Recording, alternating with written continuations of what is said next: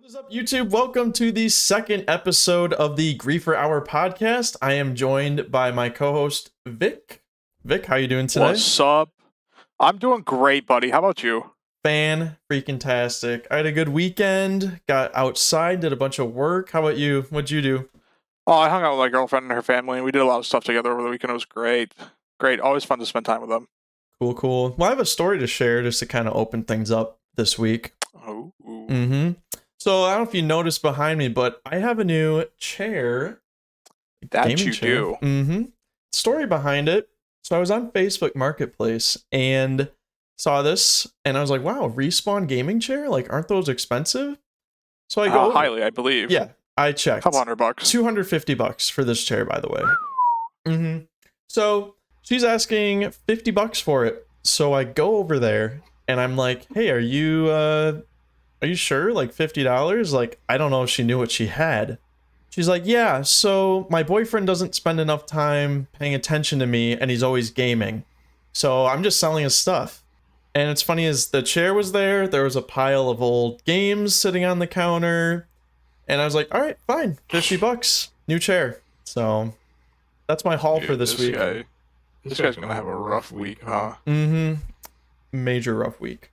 So I don't know if you want to get into the quick chats that we had from last week. Of course. Yes. I think this is gonna be one of my new favorite sections outside of baseball and football. Now, we only had one this week, but it's a good one. I don't know how much you want to talk about it, but our good friend Drizo asked us, will we 3-stack in Apex and grind a diamond next season? I mean, if the game's good, I don't know if we'll get the diamond. But my main focus is going to be Modern Warfare. Yeah, I was going to say, are we playing Apex this next season? I would love, at the time of recording here, it's just before Halloween, big spooky season. New season in 2 days. I'm looking forward to it. Apex has been stale. It's going to bring some good content to the game. But no. My personal main focus is going to be on Modern Warfare 2. So far, it's been really good. We'll get into that when we get to the gaming section a little more, but no. But we are going to play a day of new season release, right? Of course. I mean, we got to try the new Legend because we have all these L tokens sitting around waiting to be spent. Oh, yeah. But, to answer Drew's question, and I'm sorry, buddy, but I can maybe hit gold, not grind it a diamond. Yeah. Wish you luck, though. I think I have to agree with you on that one. I don't see myself playing Apex enough to get to diamond. So, just curious, how, if I was a viewer, would I participate in quick chats for next week? Well, that's a great question. And to round out quick chats here, I'm going to ask you to put a hashtag quick chats in the comments down below. Ask us any question. Ask to get us personally. Keep it civil. Don't ask anything. Not YouTube appropriate. But ask us anything. We're free to answer everything. We'd love to get to know the community, and I'm sure you'd love to get to know us. So hashtag quick chats down below. All right, well, thank you for that quick chats update, Vic. And let's turn over to basketball. And speaking of turnovers, let's talk about the Lakers, because it's been a rough start for them. 0-5. That's LeBron. Terrible. Lakers also turning over the ball a lot without Russell. Yeah, it's pretty rough. And the team is shooting 22% from 3 right now, which is a league low, by the way. Yeah, isn't league average around, I don't know, 40, 30? I think it's somewhere in the mid-30s. But yeah, okay. 22% is pretty horrific. So I just wanted to, spitball this question to you. Do you think the Lakers should blow up this team and totally start from scratch? Because it doesn't seem like they're in any position to really put together a successful roster for the next few years. I mean, they got rid of their first round draft picks. It seems like the star players they have aren't getting it done, and they'd have no help. Well, and the star players they have are quite honestly, they're starters, and it's Shady Oaks' retirement home. I mean, when you think about it, yes, the team should blow up. But the problem is they're not going to get a lot in return for them if they don't start producing. So I guess here's my thing. I think the Lakers go on a big run before the trade deadline, but they're not in a position to get anywhere near top tier playoffs. Maybe they can qualify for a play-in, but then if they're not doing good by the All-Star break, get rid of them. Trade them all. Then blow it up, fully expecting you're not going to make the playoffs this year. Oh, yeah. Basically, hit the reset button and just nuke it. It depends on how, Lay GM, does it. But after 0-5, obviously, this is way too early to start thinking this. Because, 5 games out of 82 is not a big deal when it comes to basketball. You can lose 5 games. It's when you start losing, 30, 25, those kind of losses during your season are rough. Mm-hmm. Especially when you're just starting out. So hopefully they can turn it around and they don't have to blow up the team. But I think they need to maximize the potential if they were to. They need to get their players starting to produce, and they can get value out of them, because a lot of them are on the older side. Anthony Davis is pretty old. LeBron's on year 23 now. Yep. No, I think this season's a wash, and we can revisit this topic at the end of the season if we are incorrect. But I don't think Lakers make the playoffs, to be honest, even with 10 teams potentially making it. No, even with the play-in tournament, at 0-5, I believe they're the bottom of the league, honestly. There's just nothing here for them. I don't know where LeBron goes, but it'd be interesting to see if he even stayed. It'd be interesting to see how he treated his quote-unquote friends, because, this is the Laker friendship team, right? This is why he brought them all together. These are people he works well with. The guys he likes in the league. He got along with Anthony Davis, tampering or no tampering. I think that still should be looked into, but, whatever. The problem, though, is LeBron's buddies are all his age or slightly younger, and unfortunately for LeBron, they're not as good as him, so it's not always going to work out the way he'd hope. Now, do you think if LeBron leaves the Lakers, will that hurt his legacy at all, or do you think whatever he does from this point out, his legacy's set? What would it take to hurt LeBron's legacy at this point in his career? It would take something big and drastic. Not that LeBron is a journeyman, but starting off in Cleveland, going to Miami, and then coming back to Cleveland. And didn't he tell Cleveland this is where he wanted to be, but he needed to go, get some experience under his belt? He won championships and then brought that championship mentality back to Cleveland. Granted, he only won one there? Right. He came back to Cleveland and won them a ring. And honestly, the way he did that was pretty cool. He carried that team to the finals. It was an incredible 3-1 blown lead. Wonderful run. Yep. And don't get me wrong, Michael is my guy. Michael is the guy when it comes to basketball. He is the end-all, be-all, number one at the top of the list. LeBron is in the top 5. You gotta mix Kobe in there, Magic, Larry, all the Bill Russell, even the big names from who built basketball and made it what it is. Michael made it a world game. He brought the world to basketball and made everyone see it, especially with his Olympic performances and whatnot. LeBron, I would say, was the one that made it mobile with him moving around a lot. Yep. I know it's only between 2 teams, but him leaving Cleveland after he's the guy. He's the chosen one, or whatever he likes to call himself. That really started to shake up things. Well, before we get into a whole Jordan versus LeBron hour tangent, Oh yeah, you're right. My bad. Let's go to one of LeBron's former teammates that he won that ring with, Kyrie Irving, and some comments he had about Ben Simmons. Do you want to dive into that one for us? Oh, of course. They recently played the Bucks, and Kyrie hit him up on this nice pass. Quite literally, could not have passed it better. Ben Simmons, free layup, honestly 2 points in his hand. Ben doesn't shoot it. Kyrie looks back, realizes Ben hasn't taken the shot, and goes, "Ben, take the shot." And he just gives it to Kevin Durant. Luckily, Kevin Durant gave him 2, but that's gotta not bode well. And then after the game, Kyrie goes, guys, lay off Ben. He hasn't played in 2 years. Give him some time. And that's just, to me, that's 2 very different ways I think Kyrie wants Ben to play. I know Ben has, I don't know how I want to word this, but, has personally taken his time off from basketball. And to me and everyone else, it seems, it looks like he's forgotten how to play. I don't know how you get drafted to this level and are expected to play and you get paid to play, and then you just don't. And then because you don't play, you forget. I don't know. It's really weird how Kyrie wants, us to be nice to Ben. So I don't know if it's like a mental thing. He's trying to build Ben up, but he's also telling Ben what to do. I think part of it is like, I mean, he hasn't played in 2 years, and I'm sure there's obviously some rust built there. But I mean, these guys are professionals, and they're getting paid millions of dollars to do this job. And Ben Simmons has not put forth his first overall pick, right? Yeah, he has not put forth a first overall pick talent for this Brooklyn Nets team.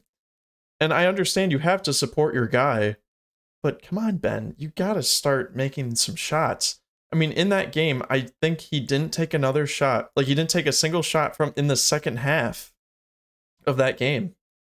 And he played, quality 6-man minutes. That's all he do. And apparently, a scout told Woj that Ben Simmons is perfectly fine getting pulled off the floor. It doesn't sound like he has like the drive to be a main guy out on the floor scoring points. I think that brings us to the Nets as a whole, doesn't it? I mean, the Nets are 1-3 through the start of the season here. They are 1-5 right now, so even worse. Oh, the only team worse than them in the East are the Orlando Magic at 1-6. Nets are bad.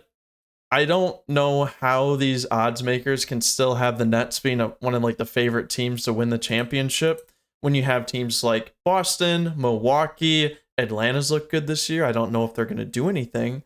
So do you think after everything is all said and done, do you think Kevin Durant is going to regret staying in Brooklyn? I know he asked for a trade. He probably could have found a way to force his way out, but he chose to stick it out. In a league like it is today, whether it's football, baseball, or basketball, you can force yourself into just about anything you want at this point if you cry hard enough. But no, I don't think Kevin Durant should regret staying in Brooklyn. I think he needs to, being one of those leaders on the team. I know Kyrie is working with Ben. I'd like to know if Kevin's working with Ben. That's a big thing I'd like to know. And if he's working with Ben, then that should be a good sign of things to come. And I don't think the Nets are a threat, but I believe they can make a serious playoff push here near the end of the season. I think they can turn it around and be a legitimate team by the end of the year. All right, well, speaking of those super teams, let's move over to baseball and the Houston Astros. Vic, are you going to give us a breakdown on the first couple games of this World Series? I'd love to. Game 1, electric. Beautiful Friday night, 6-5. Phillies pulling it out. JT Realmuto in the 10th with a big home run. And then they close it out. Beautiful box score. Kyle Schwarber with a hit. Rhys Hoskins with a hit. I mean, my big favorite from that game is JT Realmuto of 2 for 4, 3 runs batted in, providing about half their offense. And not a bad game from the pitchers, but it seemed Houston really couldn't hit in the second half. I mean, they scored all 5 of their runs by the third inning. And I don't know if you know this, Alex, and I don't think the Houston Astros did. I think they forgot game 1. Baseball's 9 innings. Mm-hmm. Not 3. Yep. It's not, you're not playing the show. You're not playing a quick moment where you have got to win in 3 innings. It's you got to play the full 9, and if they tie you up, you got to play extras. And I think the Houston Astros forgot how to do that, at least for game 1. Game 2, however, they did bring it back, limiting the Phillies to 6 hits and beating them 2-5. So unfortunately, the series is tied 1-1. A lot of throwing errors in the second game, which is surprising to see out of 2 top-tier teams. I mean, Houston Astros with 106 wins this season, Philly with 87. I got to call Philly a top team, though. I mean, they've looked beautiful throughout the postseason. They've really proven they're supposed to be here. Both games really good. Astros definitely did a better job in their relief pitching. In game 2, didn't give up much, only the 2 and late. Philly has seemed to be big on their comeback stories this offseason. But I think with games 3, 4, and 5 being here in Philly on Monday, Tuesday, and Wednesday, before going back to Houston, I think we're going to get a little bit of a back and forth. I wouldn't be surprised if Philly's up 3-2 here. Or, sorry. Fuck me. No, it should be 3-2. I'm right. Fuck me. All right. I wouldn't be surprised if Philly's up here 3-2, but I also wouldn't be surprised if it goes game 7. Hopefully it doesn't. I think we're going to get a bit of a back and forth series here as far as the World Series. I'm hoping the Phillies pull it out, man. I hope they win like 4-2 or something. That'd be great. Mm-hmm. Now, a question I had for you. So I know a lot of people don't exactly like Bryce Harper, and some just straight up hate him. Are you happy to see him in this position right now? Like, actually being successful? Like, what is your stance on Bryce Harper? Bryce Harper's a person. I know he's got this big ego to him, but the guy can play baseball, and that's respect. I mean, guy's got a good game. I know these 2 games he did actually relatively decent. I mean, 2 for 8 through 2 games doesn't sound fantastic, but he's really the heart and soul of that team. He is their leader. He's their guy. He signed that big contract a couple of years ago. And to be where they are now, it's showing that's paying off. It's showing that the Phillies did believe in him. They've really built around him, and he's been a real leader in the clubhouse. And I think he's honestly giving them the drive to win this game. And I think them going to Philly split is what they wanted. Obviously every team wants to be 2-0, heading back to like their home and hoping for a sweep. But being 1-1 against one of the, and I'm not going to deny the Astros their due here, one of the better teams in baseball, being split against them and showing them that, you can throw your best pitchers at us and we're still going to hit fucking bombs in your house. And we're going to take one from you going back to ours is huge for them. Speaking of some predictions, let's go to football and review some of our predictions we made from last week. It didn't go as well as we thought. So, yeah. Let's talk about Thursday Night Football. Ravens and Bucks. I predicted 23-17 in Bucks, and you predicted 20-17 Bucks. Obviously, that wasn't right. We sure did. Yeah, Ravens ended up winning this game 27-22. So, L predictions from both of us. I'm going to keep track of our record for getting these predictions right in the title below. Can't wait to be like a career 500 on this. Yeah, honestly, probably. A lot of these are coin flips unless it's like something stupidly obvious. But that's the nice thing about the NFL is there's enough competition in the league where any team can win any given week. That is a good thing. I like that. Unless you are the Packers playing the Bills, unfortunately. And off a bye. Off a bye. In Buffalo. Yes. So we predicted, I said 35-17. Bills. Vic said 35-14, and as of recording right now, Packers are down 27-10. So honestly, our scores could end up being pretty close to what we predicted. I think with that field goal, you're gonna end up being a little closer on the Packers score, but I'll take it. Rough game. I mean, who could have seen this one coming, right? Not us, of course. Me, I saw it coming. All right, this week in Thursday Night Football preview, we have the Eagles versus the Texans. What are you thinking about this matchup? Because I only see this going one way. I mean, this one should be easy. Not that the Texans haven't been scrappy, but fly, Eagles, fly. I'm flapping my arms. Fly, Eagles, fly. I'm with you, Philly. I'm on the Philly train, man. Let's go Eagles. Let's go Phillies. You guys are having a great year. Eagles, they are my defensive fantasy. Please absolutely thrash the Texans this week. Please. I mean, they are 7-0 right now. I don't see that changing after playing the Texans. Yeah, so I'm feeling actually they got a pretty good schedule. Low-key. I'm taking the Eagles. I kind of could take one of my. I'm gonna edit my Packers prediction. It's gonna be very similar to this game. I'm taking the Eagles. This is gonna be a little outrageous. 42-10. No way. Yo, AJ Brown had a great game this week. L for me because I played against him in fantasy. But Jalen Hurts looks amazing. The Eagles are clicking. They're having a great year. I know it's probably because they have an easier schedule, but can't deny it. They look great. I think they're one of the most potent offenses right now. That was a big AJ Brown trade, and they've definitely won that trade, and I think it's made them for the better. All right. I don't hate the Eagles, man. Fly, Eagles, fly. I mean, I respect the pick. I can't imagine a spread quite that large. 42-10. It's the Texans. But they're not that. I mean, they're 1-5-1. So yeah, they tied the Colts with Matt Ryan at quarterback. Okay, but no offense to Matt Ryan, but come on. The Colts beat the Chiefs this year. What do you have to say about that? That was a fluke, and you know it. Don't even argue that one with me. Hey. That was a bad Patrick Mahomes game. All right, fine. My prediction, Eagles versus Texans. I am going to say 33-14. That's what I'm going to go with. 33-14. I think that's reasonable. All right, still very marginal blowout, so I'm here for it. Fly Eagles fly, go Philly. Fly Eagles fly. Big Dick Nick would be proud. He would be.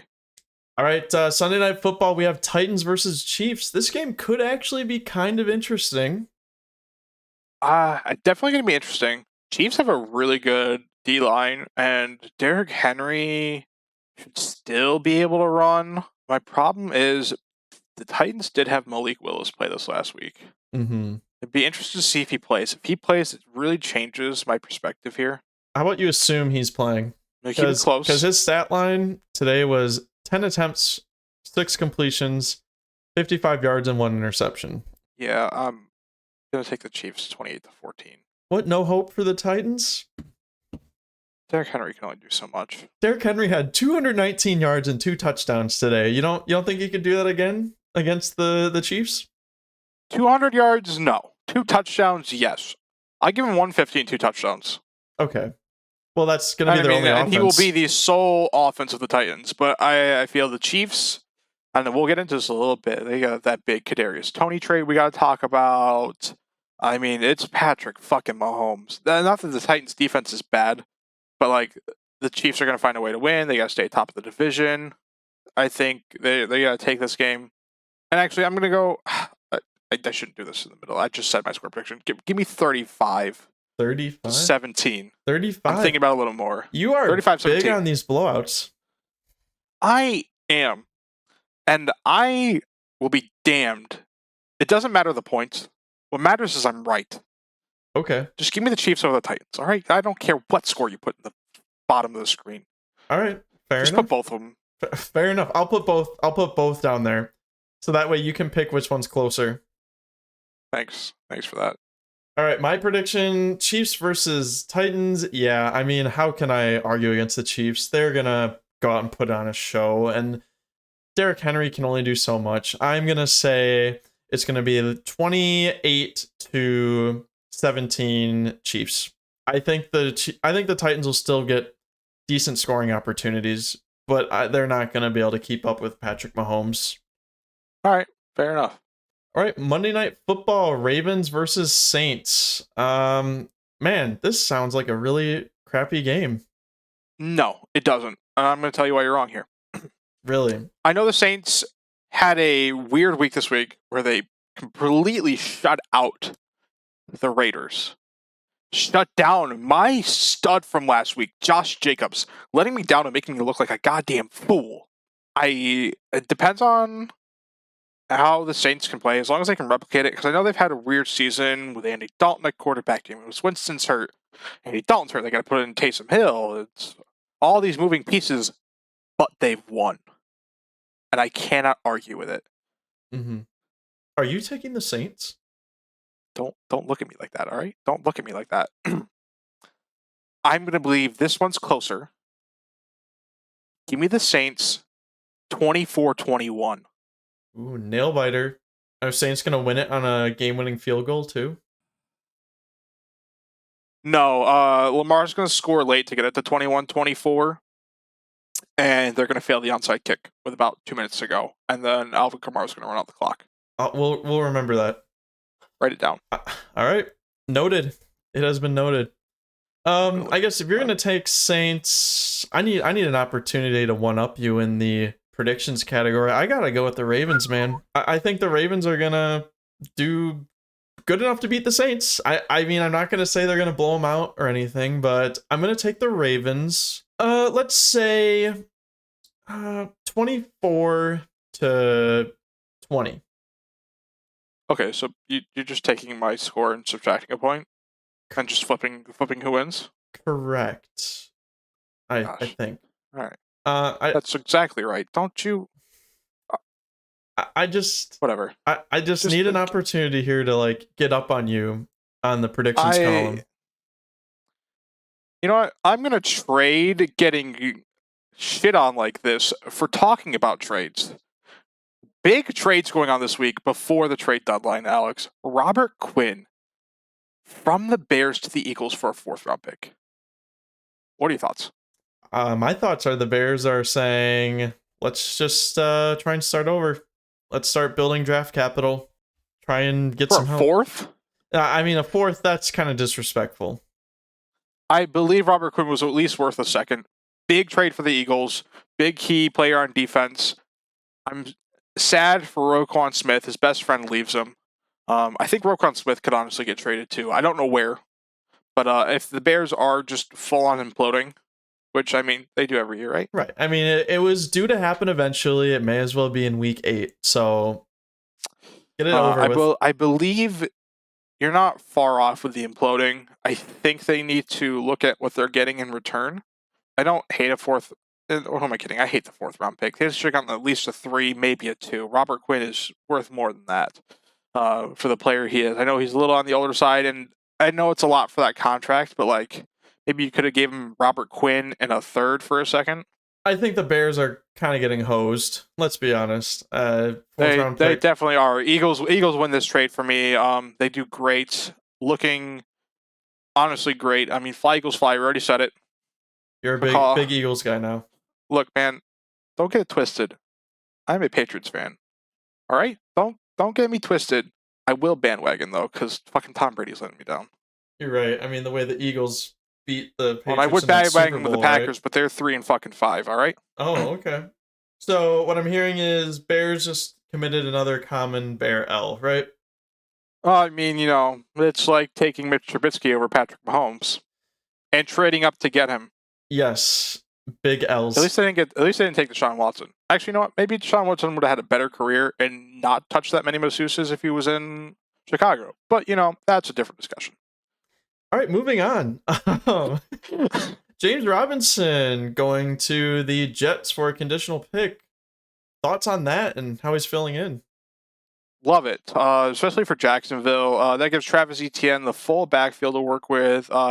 It gives Jacksonville a little bit more of an idea of where they're going to go to win. Not that they can after losing again today. James Robinson did not have the best showing against my Patriots. I mean, I know it's a new offense. He only got out-carried 2 times by Michael Carter. But Michael Carter was a little more efficient with 3.7 a carry versus 3.4. Every little bit counts. He was not targeted in the pass game at all. But I hope he can take that next step after being in this offense for a week and having, he'll get 2 weeks of practice with him now. I think he can get going. I think this is a great trade for the Jets with Breece Hall going down with an ACL. Highly unfortunate for him. But I think this is another chance for James Robinson to really show what he can bring to this Jets team. Yeah, that Breece Hall injury was really sad because, I mean, you kind of almost feel bad for the Jets. Like, this is a team that's been perpetually bad, always been like the little brother in that division, and just when it looks like they're starting to turn a corner and become a really good team, their star running back is hurt, unfortunately. So sad to see, but James Robinson hopefully can fill that void and help bring that team some more success. So moving on to the Chiefs here, we have Kadarius Toney to the Chiefs for a conditional 3rd and 6th round pick. Big move for the Chiefs, in my opinion. I agree. This gives them, I think, some big speed on the outside. Really, that's what they're lacking, and that's what their formula has always been. I believe Kadarius Toney literally just doesn't want to play with the Giants, and that's why he's been sitting out, and I wouldn't put it past anyone. Horrible because they've been fucking winning.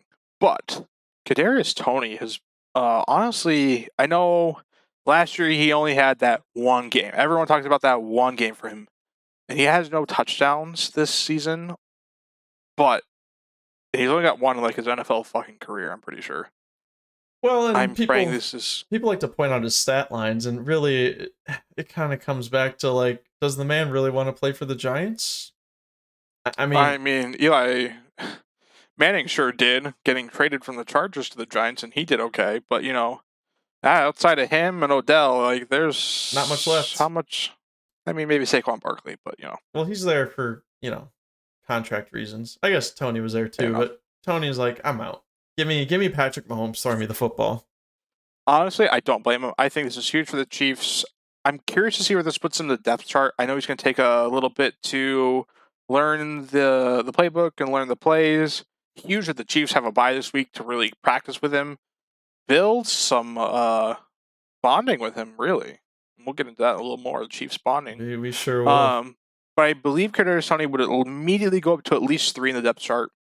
I do believe Juju Smith-Schuster and McCole Hardman are still going to be there, one of the two. But Kadarius Toney is going to be that big guy. I think you can put maybe McCole Hardman in the slot. You can go 3 wide now with Kadarius Toney. Put him and Juju on the outside. Kadarius Toney throw him way downfield. Honestly, it's not fuck it, Tyreek down there somewhere speed. But Kadarius Toney's tall, and he is pretty fast. I think this is huge for them. I love it. They didn't have to give up a lot for him either. I think a 3 and 6 is very fair for a very former high pick. And yeah, he was a first-round pick. I mean, he is. A first-round pick for a 3rd and 6th round, I think, is pretty decent. And someone they're going to have under contract for a couple of years. Yeah, it's going to be great for him. Mm-hmm. Love it. So the trade deadline is quickly approaching. Let's talk about some teams or players that we could see moving. Do you have any that come to mind right away? 2 big wide receivers, Alex. Big ones. Brandon Cooks. Well, all right. Big as far as they've got names and they've been mentioned a lot. Okay. Especially this man, and you already heard me say it, Brandon Cooks. I know he's pretty much the only thing on that Houston Texans team that works outside of Dameon Pierce. I could see them getting out of it. He's older. They could definitely get some draft picks for it. It'd be huge for whatever team he goes to fix wide receiver depth and maybe bring some experience to the roster. You get where I'm going with this? I see where you're going with this. Brandon Cooks to Green Bay. I love it. Yes. And I think that would be a big help because actually they've had a lot of injuries this season. Packers have. It's already bad enough that Devontae Adams is gone, but you've seen this whole season. I mean, Randall Cobb can't stay healthy. Sammy Watkins can't stay healthy. Christian Watson got a concussion today, so he's out. At this point now, you need to make trades just to fill your positions for wide receiver. I mean, geez, you can't. You have to start calling up practice squad guys pretty soon. The way that the Packers can't stay healthy. I love Brandon Cooks to Green Bay. It's all the matter though if they're going to be competitive enough to get him and or even talk to anyone about trades. Because honestly, with a team as historic as the Packers, it doesn't look like they make big trades at the trade deadline. They get their team before the season starts, and they run with it. And it always does well. That's kind of how they operate. I mean, back when they had Ted Thompson as their GM, they never really splashed much in free agency. I mean, you look at Aaron Rodgers' career, and I mean, he's barely ever thrown to a first-round pick in his entire career. It's all been second and third round picks that the Packers have just developed through their farm system and just gotten them to where they are. Big fan of the Brandon Cooks thing. I'd be totally on board with Brandon Cooks coming to Green Bay and trying to bring some life back to that wide receiver core. And then my other wide receiver, it's going to be kind of a weird one. Let's see if I can get you to guess who it is. He's underutilized in his offense. Seems like his coach hates him. He doesn't ever get the ball. And he's scored quite literally no fantasy points this year. Got a guess? Allen Robinson? Ooh, really close. But, I think Sean McVay likes him. He definitely had to like him to go and spend that money in free agency. But my guy is Kendrick Bourne. Oh, yep. From the Patriots. Yep. I'd hate to see him get signed to that deal and then get traded after, having a good year last year. But, we're bringing in Devontae Parker. Tyquan Thornton looks great coming up. Jacoby Myers is finally healthy. And the Patriots finally put it together and got a great win today. That looked decent passing the ball and a great running game out of Ramondre Stevenson. Kendrick Bourne just doesn't have a place in this offense. And I believe the Patriots could definitely get him for some draft capital.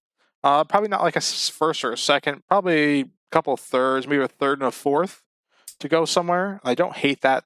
I think that's fair. That might be a little too much asking for a guy who's done nothing all season. But as far as I know, he's healthy. And he's definitely ready to play. It's just a matter of where. I think I can see where you're coming from. Because last season, I had Kendrick Bourne on my fantasy team.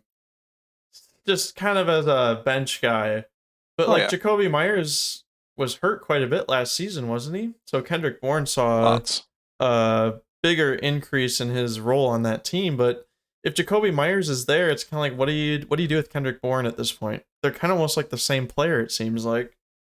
Same with and how can I forget the man himself, Mr. Philly Drops, Nelson Aguilar also in New England. Like, there's really no place for Kendrick in this offense, and it's kind of sad to see after making that big splash in free agency the year before, this last one. But man, I think Kendrick Bourne needs to go somewhere, and somewhere he's needed. Yeah. Where that is, I mean, obviously Green Bay needs a wide receiver. I don't know where else Kendrick could go, and that's my problem. In other news, let's take a look at this week in the NFL, where we break down some of the other stories that you might not have heard about. Starting with the Chiefs. So apparently, Patrick Mahomes, Marquez Valdez-Scantling, and Juju Smith-Schuster apparently say their chemistry got better after winning 3 games of Warzone in a row together. What are your thoughts on this one? Because I think this is hilarious. I think it's hilarious for a couple of reasons. And I believe Travis Kelce was also part of that team, and maybe McCold Hardman. I think that came out after the fact. But I think the big 3 were Mahomes, MVS, and Juju. But yeah, I think it's hilarious. I mean, imagine being allowed to play COD and you can still play well. Kyler Murray? Anyone? Yep. I was going to say, where's that Kyler Murray stray was due to come somewhere. Cliff Kingsbury got him some Warzone dubs, he'd be a happier player. Yep. But who knows? But yeah, I think it's interesting to see. And it's something that's come into the NFL a little more with gaming. You see a lot of guys coming out, and they say the gamers. AJ Dillon of the Packers, I believe, is a big Rocket League guy. He loves Rocket League. And another guy on that team, Kurt Benkert, he loves Rocket League too. I know he's no longer with the Packers, but he's a guy that was big into gaming. Signed with one of my personal favorite orgs in SSG. That'd be the dream, right? Play backup quarterback, make all your money, and also stream for fun. Like, dude, yeah, sounds like a good gig. Awesome. I think this is great for 2 reasons. One, it shows that NFL players don't just live and breathe football.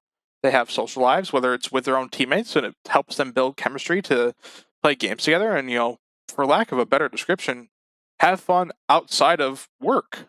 And it's definitely proven. I mean, Juju's stat line has gotten better. He's had great games since I traded him from my fantasy team. Glad he's having a great season. Are you salty about that, or? With Keenan Allen still being on a hamstring injury, I sold Juju very low. So it sounds like you're not getting a lot in return. We're not going to talk about that. We're going to talk about my fantasy mishaps, all right? Anyway, we're going to talk about someone else that isn't exactly bonding well with his team. Russell Wilson apparently doing high knees and stretching for 4 hours on the plane ride on their way to Europe. They still got the win, though, so can you really be mad? I mean, thoughts on that one?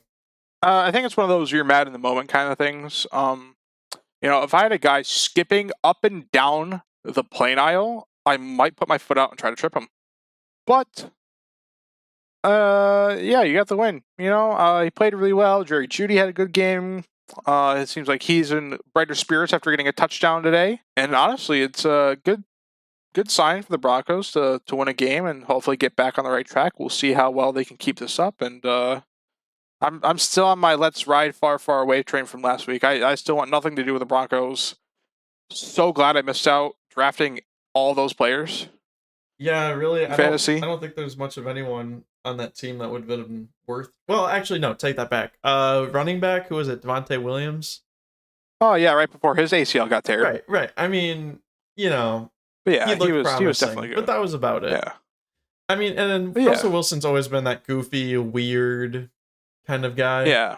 So in Seattle, when he was doing all the weird stuff, people are like, oh, it's Russ being such a goofy guy. Oh, we're still going to win honestly, 11 or 12 games. This whole stretching on the plane thing, on par for him. This fits his character. It makes sense.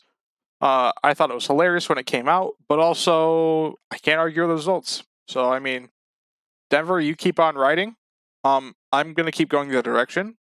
Hope you do okay. Next up, Aaron Rodgers throwing his teammates under the bus again. Shocker. Jinx. So, guys who are making too many mistakes shouldn't be playing. Got to start cutting some reps. And maybe guys who aren't playing, give them a chance. Is this out of pocket or is this fair to say? If any other quarterback said it, it'd be out of pocket. 100%. Yep. But it's clear Aaron gets what he wants in Green Bay, including like the majority of their cap space, so no one else can play for them. Shocker, am I right? Maybe if you gave up $20 million, you could still have Devontae. But that's besides the point. Who am I to deny a guy getting older his money? You gotta get that money for when you retire, because when you're not playing, you're not making money. Gotta get it while it's good, I guess. Unless you're Tom Brady, who's slated to make $350 million in the booth when he retires, right? Hey man, the best part is, I bet Giselle gets none of that with them finalizing their divorce. But in other news, let's focus on Aaron Rodgers here. Mm-hmm. I think it's a little out of pocket, but expected to him. There's definitely been some frustrations. I don't know who he wants to come and play. Because Randall's hurt, Sammy Watkins is hurt. We mentioned Brandon there's Cooks. half your depth chart. We mentioned Cooks. I'd love to see Cooks come in. Cooks is playing on his team, but maybe Aaron Rodgers means guys who aren't currently playing for him. Could very well. Hopefully, it'd be interesting to see if Packers could make any cap room for Odell. Maybe. My thought on the whole business with getting a free agent trading for a wide receiver is if they're going to spend all this money to potentially get Davante Adams, okay, so you found a way to get money together to splurge on one player. What's stopping you from getting 2 decent players for all that money you were going to spend on Davante Adams? Where's that money stuck into now? I don't know. And I hope they can figure it out, because Green Bay needs wide receivers bad. I hope they can figure it out. All right, well, that wraps up our sports section of the podcast. Let's move over to gaming and talk about a game we've been enjoying a lot lately, and that's Overwatch 2. So there's been a few updates recently. Vic, do you want to take the lead on this one? Oh, yeah. Their Halloween update, it's been interesting. It's fresh. It's a quality update. I don't super hate it. They did bring back Bastion, who they had removed at the launch of the game because his ultimate was broken. It seems like that's fixed, at least on that side of it. Seems like he's still a good pick character. It's I'll have to look at his pick rates here once Overwatch releases those. But it seems like he's still kind of used in general quick play. I haven't seen him a lot in ranked, maybe in a couple games that we've played. But yeah, it looks like he's back, and it looks like Blizzard has fixed that exploit, whatever it was. Good. Do you think Bastion coming back will affect Zarya meta in the game? I know Bastion was a good counter for Zarya before they took him out. I don't know if it's going to affect Zarya meta that much. People did find there are plenty of picks to counter Zarya. But I don't think him coming back is going to be that big of a deal. And she is slated to get a nerf in the next update. I know her bubble duration is going to be reduced from 2.5 seconds to 2 seconds. And the cooldown is going to be, to get her bubbles back, is going to be increased from 10 seconds to 11 seconds. Well, good. Because honestly, you and I felt this personally, that it's basically impossible to touch Zarya once her bubbles popped. And I think that's part with, new players not knowing as much about her. I know we qualify as new players, but I feel like we've picked up on things pretty quick. We've learned, don't shoot the bubble. But I feel like a lot of new players still haven't picked up on that, and I'm sure they'll figure it out soon. I'm as guilty of bubble shooting as anyone else, so I understand that. Did you enjoy the new Halloween PvE mode? I think that's honestly the best thing that's come out of this update so far. It was interesting. Obviously, it looks like it's a part 2 to the part 1, which I never got to experience, and I don't think you did either. We weren't big Overwatch players, but we definitely are now. Generally, I liked it. It was a good story. I don't know if I'm going to try it out on a harder mode, man. I feel like we got to get the right group of guys together to sweat that out, and I don't know if we've got that with us. Well, we did try it on the hard mode, and we didn't get very far. But I think we could push for legendary if we really felt like it.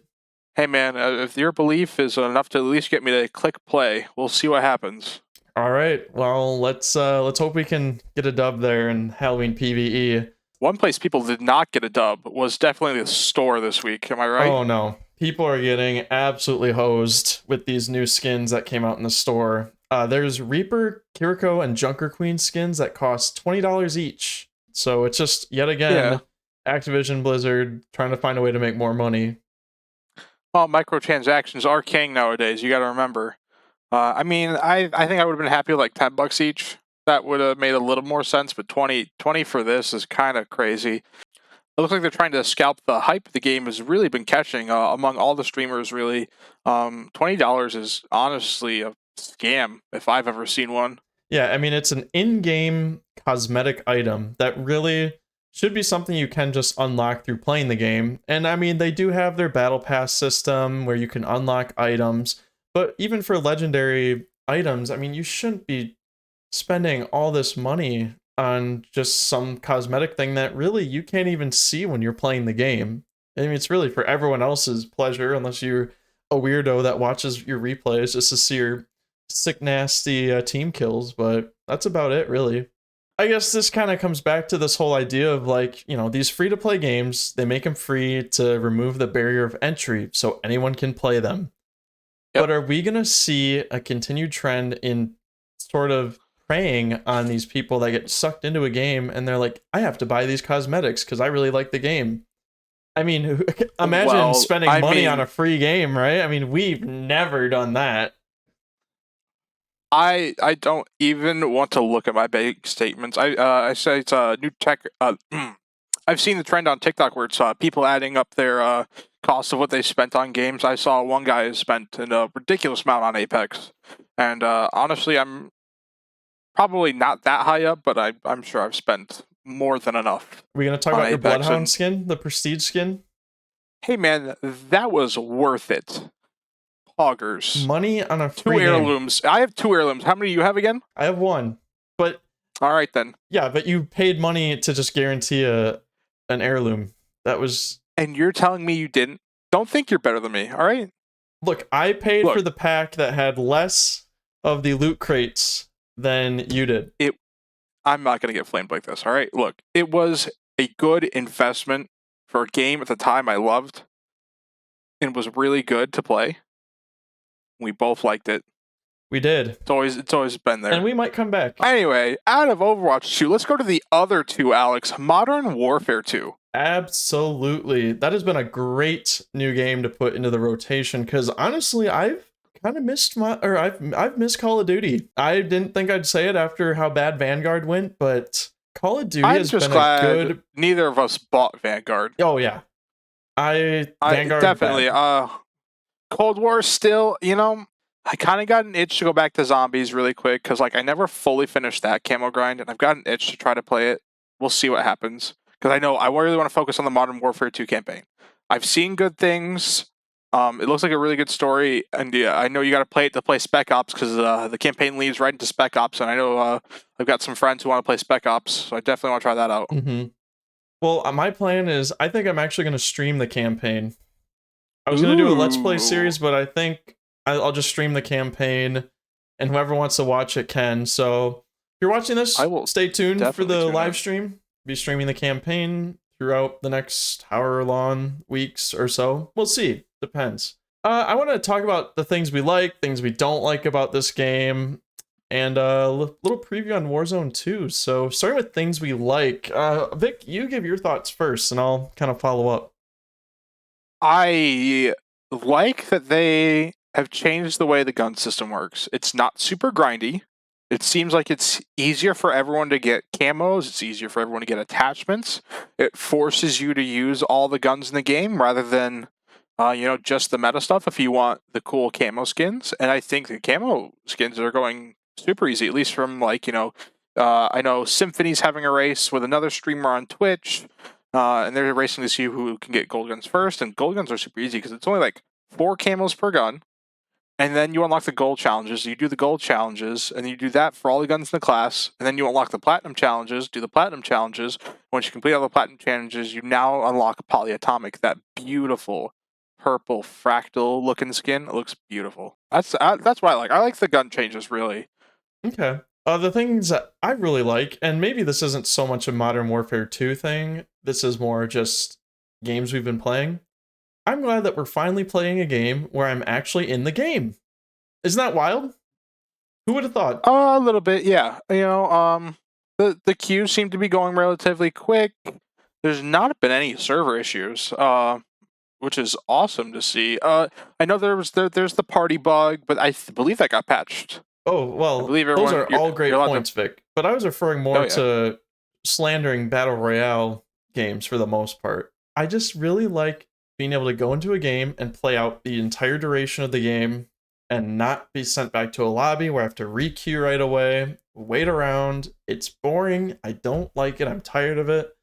There was a time for that with Apex. We had a great time with it, but I'm ready for something new. Well, I'm glad we like all that. My biggest thing I don't like has got to be the one map with all the cars. You know what I'm talking about. Border crossing. All you do in the comments too. I don't know the name of it. But man, that map design, I feel like somebody drew a rectangle and said, here, it's full of cars, put it in the game. And they did it. It's got to be part of like a smaller map. Like there's the invasion game mode, which I haven't tried, which looks really good for leveling up your weapons. But other than that, that map is terrible, especially when you play S&D on that map. The cars reset every round, which means they're able to explode every round. That's bad. And if you play 11 rounds of S&D, that is highly annoying from what I've seen. Well, to be honest, I mean, I agree with the map being really bad. Actually, you know what? I think I have another map that I found that I don't like.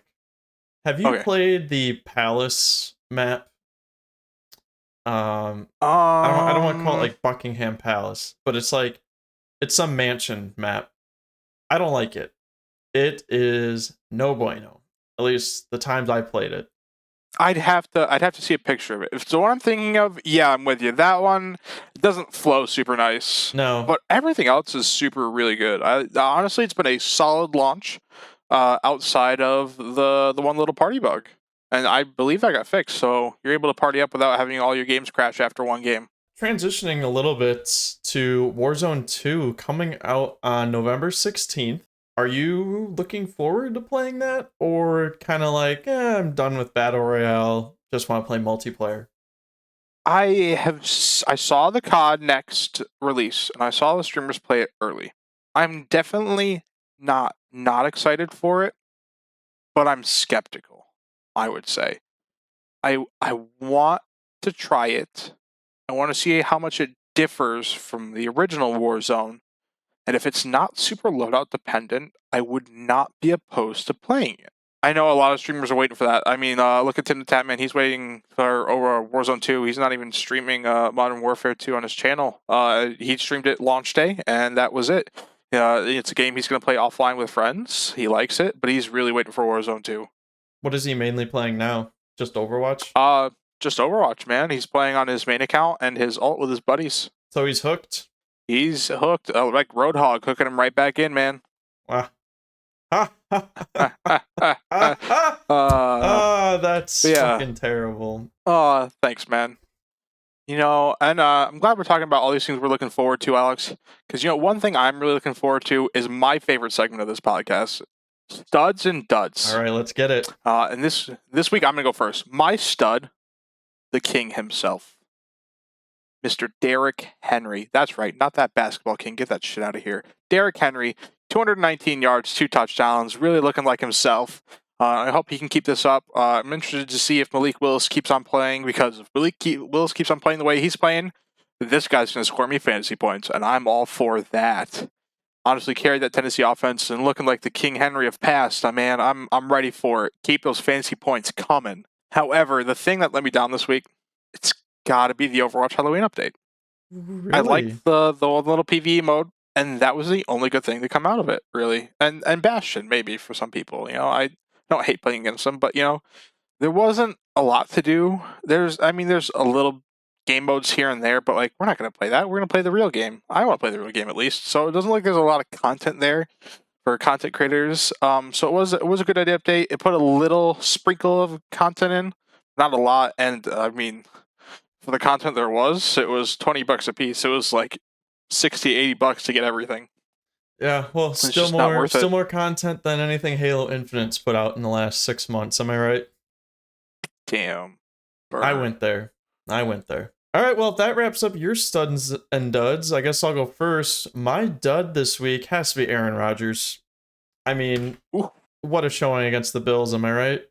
Another L. Oh, yeah. 4 losses in a row. And doubling down again after that loss, saying that, he's not really taking full accountability. He's saying more like, so much for that leadership role, am I right? Right, big leadership role. He just goes out there and says, we need to play better. We need to start putting in good reps. And it's like, okay, Aaron, like, what are you doing? I mean, I've seen a lot of missed passes. 8 weeks into the season, man. 2 months of football are done. There's only pretty much 2 left. You and Tom Brady, you need to take a little vacation together to Cancun and just work it out there. Hopefully they can both figure out their family issues. Yeah. I mean, Rodgers never seems to have one, and Brady just lost his, so maybe that's something they can bond over together in retirement. There you go. And then my stud for the week, the man himself, Christian McCaffrey. Dude, that was my other one. Yes. Dude, he popped off. He did. He, after kind of a off week against the Chiefs, he really came back against the Rams. They ended up winning that game 31-14. He had 18 attempts for 94 yards, averaging over 5 yards a carry. And I believe he had a touchdown pass. He had not only a touchdown rush, a touchdown pass, but also a touchdown catch. Yes. He had 3 total touchdowns. And that is the first time since 2006, I believe, that's happened. I saw a stat somewhere about that. So sounds about right. Christian McCaffrey really showing up for that team. Really sad, though, because I had Jeff Wilson Jr. on my roster, and now he is averaging like 5 points a week. So really sad. Yeah, that's rough. Man, it sucks to see that you've got Jeff Wilson Jr., but you know what? Another thing I like to see? Our viewers here. Thank you guys for watching and listening this week. Every little bit of interaction counts. So make sure you hit the like button, ring the bell, and don't forget your quick chats. Hashtag quick chats in the comments, and don't forget to comment. Anything you want to see, anything you want to know about us in the quick chats, love to hear your feedback on the podcast. And we will see you on next week's episode of Griefer Hour.